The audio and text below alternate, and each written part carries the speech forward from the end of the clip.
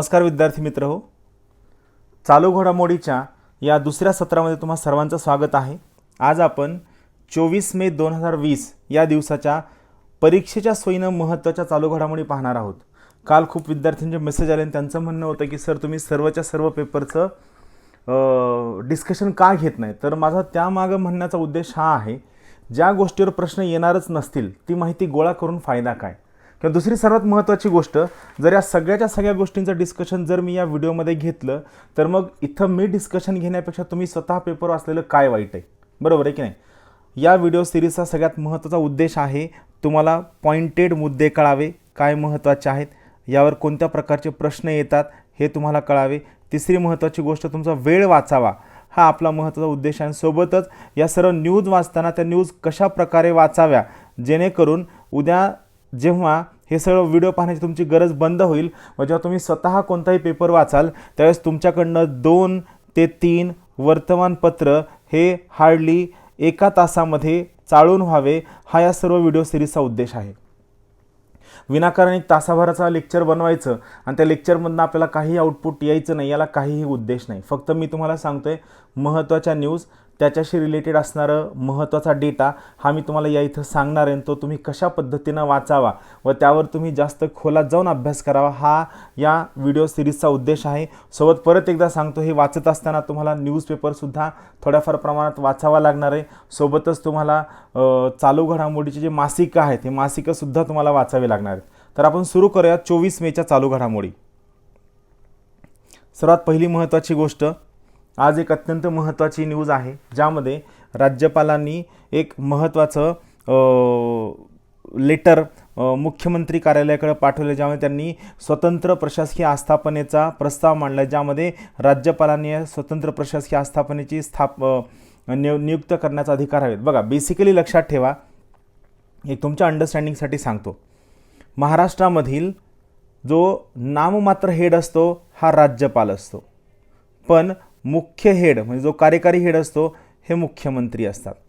आणि मुख्यमंत्र्यांच्या अंडर एक महत्त्वाचं डिपार्टमेंट येतं, मी पुढं तुम्हाला लिहून दाखवतो।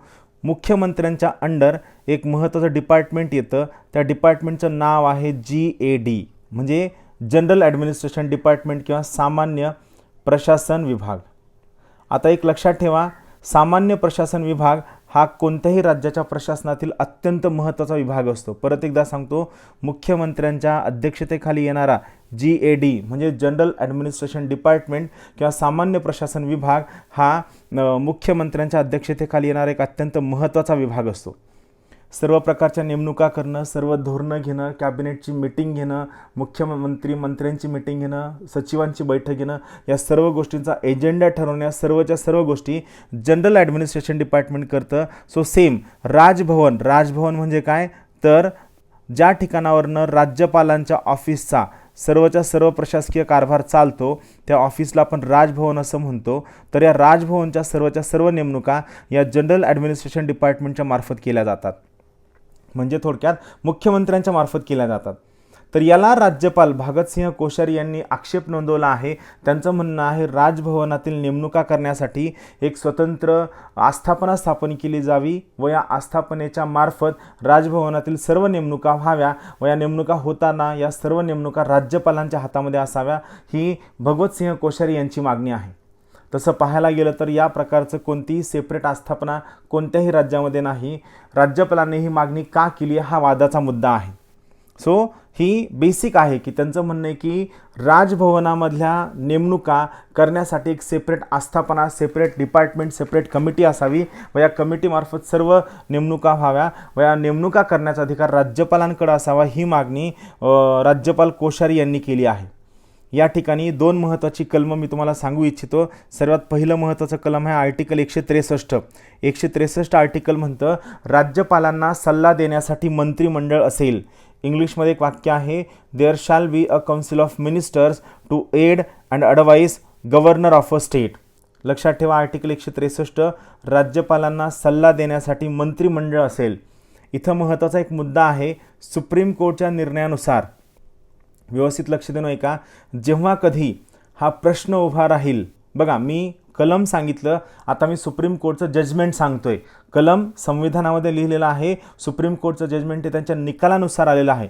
सुप्रीम कोर्टचं जजमेंट आहे, जेव्हा कधी हा प्रश्न उभा राहील की राज्यपालांनी स्वतःच्या अखत्यारीत म्हणजे स्वतःच्या स्वविवेकाधिकाराने वागावं की मंत्रिमंडळाच्या सल्ल्यानं वागावं, त्यावेळी राज्यपालांचा निर्णय अंतिम राहील. इंग्लिशमध्ये एक वाक्य आहे, whenever a question comes whether governor should act in his own discretion or not, the decision of governor shall remain final. म्हणजेच याचा अर्थ हा होतो की मंत्रिमंडळाचा सल्ला हा राज्यपालांवर बंधनकारक नाही. परत एकदा लक्षात घ्या, मंत्रिमंडळाचा सल्ला हा राज्यपालांवर बंधनकारक नाही. केंद्रामध्ये मात्र गोष्ट वेगळी आहे, मंत्रिमंडळाचा सल्ला हा राष्ट्रपतीवर बंधनकारक असतो. सो इथं दोन महत्त्वाचे जजमेंट आहेत जे तुम्ही पक्के लक्षात ठेवा. मंत्रिमंडळाचा सल्ला हा राज्यपालांवर बंधनकारक नसतो, तर मंत्रिमंडळाचा सल्ला हा राष्ट्रपतीवर बंधनकारक असतो. सल्ल्याशी संबंधित आर्टिकल आहे आर्टिकल 163. दुसरं महत्त्वाचं आर्टिकल आहे आर्टिकल 164. हे आर्टिकल 164 मुख्यमंत्री व इतर मंत्र्यांच्या नेमणुका संदर्भात आहे. लक्षात ठेवा, आर्टिकल 164 म्हणतं मुख्यमंत्री व इतर मंत्र्यांची नेमणूक राज्यपालामार्फत केली जाईल. मुख्यमंत्री व इतर मंत्री त्यांचं पद राज्यपालाच्या मर्जीनुसार सांभाळतील. सो आर्टिकल 164 हे सामूहिक जबाबदारीचं कलम आहे. परत एकदा सांगतो, आर्टिकल 164 हे राज्यामधील सामूहिक जबाबदारीचं कलम आहे. यालाच आपण इंग्लिशमध्ये कलेक्टिव्ह रिस्पॉन्सिबिलिटी सुद्धा म्हणतो, हे लक्षात ठेवा.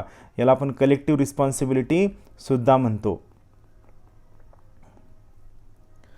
दुसरी महत्त्वाची न्यूज, आता परत एकदा ऑनलाईन सातबारा निरुपयोगी होणार आहे. का होणार आहे यामागचं कारण असं आहे की सध्या वेगवेगळे सरकार सुविधा केंद्र व सेतू सुविधा केंद्र यामार्फत सातबाऱ्यांचा नकलांबाबत होणारा गैरवापर खूप मोठ्या प्रमाणात आढळला आहे.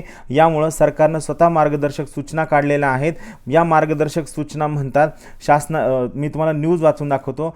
शासनाच्या भूलेख संकेतस्थळावर उपलब्ध असलेला आणि आपले सरकार सेवा केंद्रामार्फत दिला जाणारा सातबाराचा उतारा आता निरुपयोगी ठरणार आहे. सरकारच्या काही दिवसांपूर्वीच्या आदेशानुसार हा सातबारा कोणत्याही शासकीय किंवा कायदेशीर कामांसाठी वापरता येणार नाही. तुम्हाला हा दस्तावेज परत एकदा तलाठ्याकडनं काढावा लागणार आहे. इथं हे जर म्हणत असेल की उंबरठे झिजवावे लागतील, तरी मागच्या काही कालावधीमध्ये खूप मोठ्या प्रमाणामध्ये सातबाऱ्याचा दुरुपयोग आढळलेला आहे. सो हे लक्षात ठेवा की तुम्हाला परत एकदा तलाठ्याकडनं रजिस्टर केलेला अटेस्टेड केलेला सातबारा कोणत्याही कायदेशीर कामासाठी किंवा शासकीय कामासाठी काढावा लागणार आहे. आणि जर समजा यामध्ये कोणत्याही प्रकारची तफावत आढळली तर जिल्हाधिकाऱ्यांकडे चौकशी करून तुम्ही तहसीलदारांना चौकशी करून जिल्हाधिकाऱ्यांकडे तुम्ही तक्रार दाखल करू शकता व जिल्हाधिकारी त्याबाबत कारवाईच्या योग्य त्या सूचना देऊ शकतात. पुढची महत्त्वाची न्यूज आहे ही जल आणि नीती याच्याबद्दलची न्यूज आहे.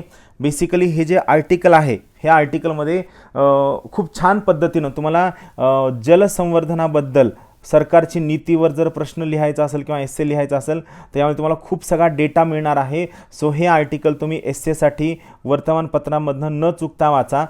इथं फक्त मला काही महत्त्वाचे मुद्दे तुम्हाला अधोरेखित करून सांगायचे आहेत. सगळ्यात पहिली महत्त्वाची गोष्ट, 2003 साली महाराष्ट्र शासनानं स्वतःची सेपरेट विस्तृत जलनीती जाहीर केली होती. लक्षात ठेवा, 2003 साली महाराष्ट्र शासनानं स्वतःची सेपरेट व विस्तृत जलनीती जाहीर केली होती. यासोबतच सप्टेंबर 2019 साली महाराष्ट्र शासनानं परत एकदा राज्याची सुधारित जलनीती जाहीर केलेली आहे.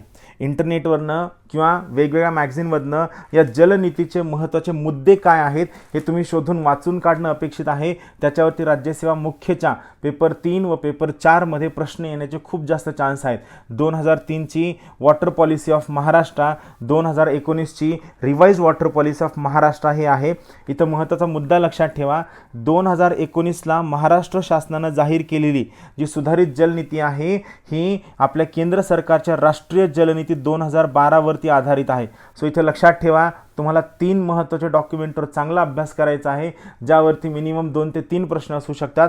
2003ची महाराष्ट्र सरकारची विस्तृत जलनीती, 2019ची महाराष्ट्र सरकारची सुधारित जलनीती व 2012ची केंद्र सरकारची राष्ट्रीय जलनीती, national water policy of India. इथे एक महत्त्वाचा डेटा त्यांनी दिलेला आहे, तो लक्षात ठेवा.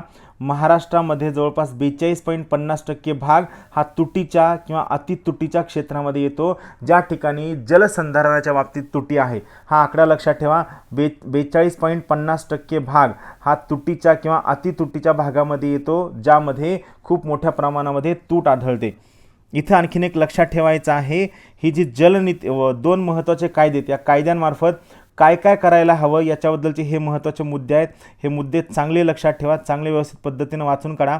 व महाराष्ट्राच्या जलसिंचनासमोरच्या असणाऱ्या अडचणी, या इथं अडचणी आहेत व या ठिकाणी दिलेल्या उपाययोजना आहेत. सो हे दोन्हीही चांगल्या पद्धतीनं वाचून काढा. उपाययोजना व दुसरा मुद्दा आहे अडचणी. या मुद्द्यामध्ये 2 महत्त्वाच्या कायद्यांचा उल्लेख आहे. या कायद्यांना पहिला कायदा आहे प्राधिकरण कायदा, दुसरा कायदा आहे शेतकरी कायदा. दोन्ही कायद्यांचे ऑब्जेक्टिव्ह लक्षात ठेवा. फक्त ऑब्जेक्टिव्हवर प्रश्न येतील, या कायद्यांच्या डिटेल्ड प्रोव्हिजन्सवर प्रश्न येण्याची शक्यता खूप कमी आहे. पहिला कायदा आहे प्राधिकरण कायदा, दुसरा कायदा आहे शेतकरी कायदा. लक्षात ठेवा, महाराष्ट्र जलसंपत्ती नियमन प्राधिकरण कायदा 2005, महाराष्ट्र जलसंपत्ती नियमन प्राधिकरण कायदा 2005 व दुसरा आहे महाराष्ट्र सिंचन पद्धतीचे शेतकऱ्यांकडून व्यवस्थापन अधिनियम 2005. एक आहे प्राधिकरण कायदा, दुसरा आहे शेतकरी कायदा. दोन्ही कायद्यांचे उद्दिष्ट इंटरनेटवरनं शोधून तुम्ही चांगल्या पद्धतीनं वाचून काढा. याच्यावरती UPSC मेन्समध्ये प्रश्न येऊ शकतात. डिटेलिंग म्हणजे खूप डिटेल्डमध्ये या कायद्यांबद्दल स्टडी करायची गरज नाही. पुढचा सर्वात महत्त्वाचा प्रश्न आहे, सरहद्द गांधीचा प्रांत पुन्हा अशांत का? सरहद्द गांधी म्हणजे कोण? तर सर्वात महत्त्वाची गोष्ट, खान अब्दुल गफार खान यांना सरहद्द गांधी म्हणलं जातं. का? तर पहा, इथं तुम्हाला अगोदर सांगतो, हा भारत आहे, हा पाकिस्तान आहे, या बाजूला अफगाणिस्तान आहे आणि हा जो रेड पॉईंट मी दाखवला हा म्हणजे काय, नॉर्थ वेस्ट फ्रंटियर प्रॉविन्स आहे. हा कंटिन्युअसली अशांत असतो. याचे काही महत्त्वाचे मुद्दे सांगण्याचा प्रयत्न केलेला आहे, ते आपण समजून घेऊया. सर्वात पहिली महत्त्वाची गोष्ट, सध्या हा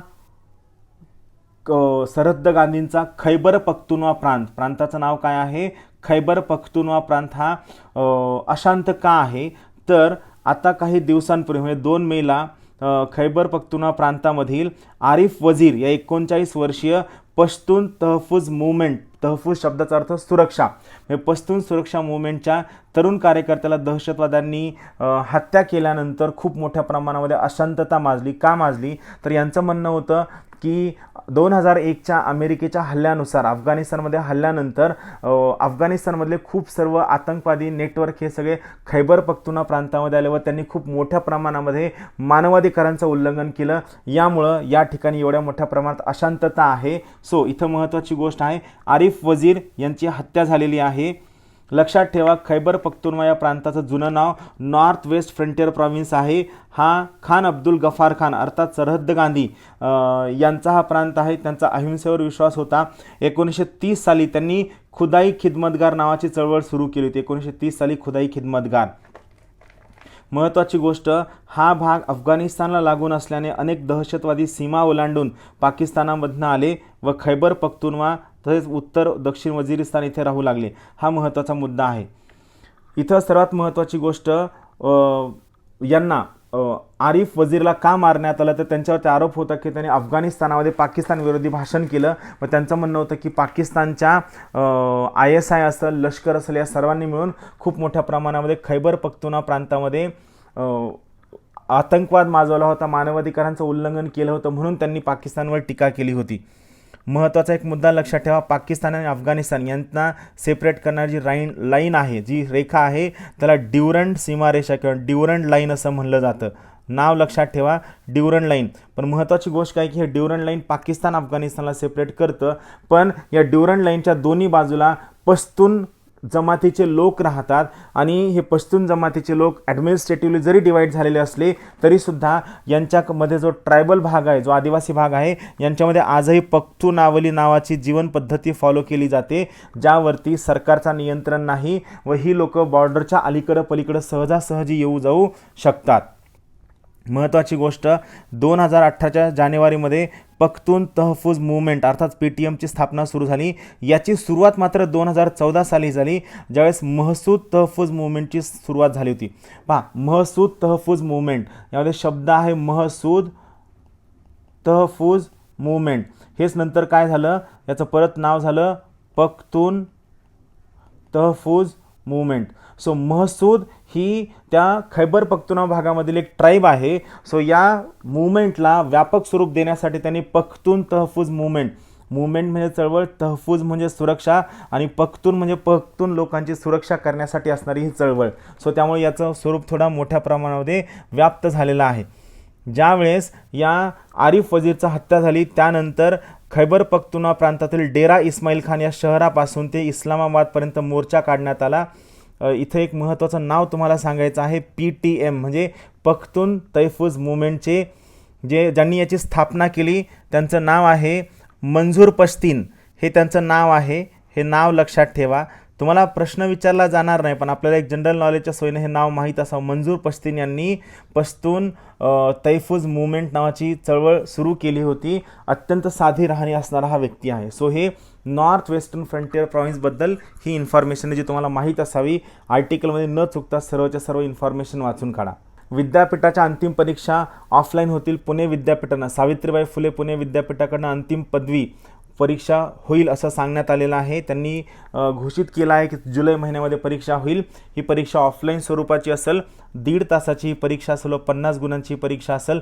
कोणत्याही पद्धतीनं गुणवत्ता व ट्रान्सपरन्सी याची तडजोड केली जाणार नाही, याची ग्वाही विद्यापीठाचे प्रतिकुलगुरू डॉक्टर NS उमरानी यांनी सांगितलेलं आहे. व त्यांनी सांगितलं की UGCच्या निर्देशानुसार अंतिम वर्षाच्या परीक्षा या होतील. सोबतच त्यांनी सांगितलं की नवीन बदललेला अभ्यासक्रम पुढच्या वर्षीपासून राबविला जाईल व या नवीन अभ्यासक्रमातील 30% भागाचे साहित्य तयार केले जाईल, जेणेकरून भविष्यामध्ये खूप मोठ्या प्रमाणामध्ये ऑनलाईन एज्युकेशन प्रणालीकडे आपण शिफ्ट होईल त्यांनी सांगितलं. सो जवळपास महाराष्ट्रामध्ये विद्यापीठाच्या अंतिम परीक्षा ऑफलाईन होतील, त्या जुलै महिन्यात होईल याबद्दल सांगण्यात आलेलं आहे. त्यानंतर सर्वात शेवटची महत्त्वाची न्यूज आहे, 22 वर्षीय नाओमी ओसाका या जगातील सर्वाधिक कमाई करणाऱ्या महिला खेळाडू बनल्या आहेत. त्यांनी 4 वेळेसच्या अव्वल सेरेना विल्यम्स यांना मागं टाकलेलं आहे. 2016 नंतर फोर्ब्सच्या 100 खेळाडू यादीत पहिल्यांदा 2 महिला खेळाडूंना स्थान मिळालेलं आहे. एक आहे नाओमी ओसाका, दुसऱ्या आहेत सेरेना विल्यम्स. मागील 9 वर्षामध्ये 5 वेळा मारिया शारापोवा तर 4 वेळा सेरेना विल्यम्स या कमाईच्या बाबतीत अव्वल राहिलेल्या आहेत. लक्षात ठेवा, इथं काही महत्त्वाच्या गोष्टी तुम्हाला सांगायच्या आहेत. सगळ्यात पहिली महत्त्वाची गोष्ट, नाओमी ओसाका यांचा जन्म व त्या जपानच्या रहिवासी आहेत.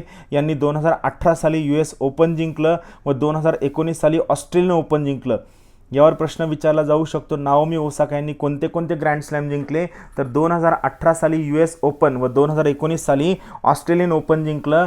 नाओमी ओसाका या पहिला आशियाई महिला आहेत ज्यांचं वर्ल्ड टेनिस असोसिएशनच्या रँकिंगमध्ये पहिला क्रमांक आहे, मेल आणि फिमेल दोनही कॅटेगरीमध्ये. लक्षात ठेवा, त्या सध्या हायेस्ट अर्निंग फिमेल ॲथलीट आहे.